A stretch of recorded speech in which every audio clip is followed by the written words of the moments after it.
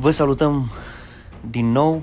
Suntem în localitatea Broșteni, pe strada Bistriței, la familia Mihailă.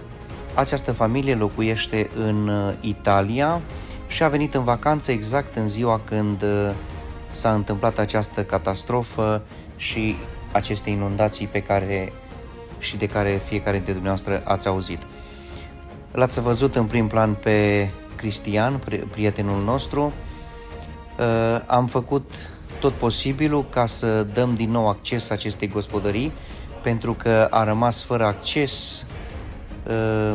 Acest pârâuț pe care îl vedeți a ieșit din albie și a adus pietre și tot felul de copaci, crengi din pădure, făcând imposibil accesul, și aceste crengi și copaci au mers până chiar în drum.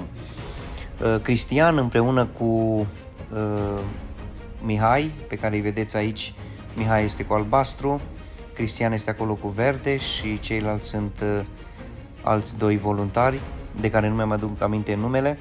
Aici vedem finalizarea lucrării și cum s-a procedat și s-a adâncit albia, tocmai ca să nu se mai întâmple așa ceva, și după cum vedeți s-a tăiat cu drujba toți copacii care împiedica utilajul să acționeze.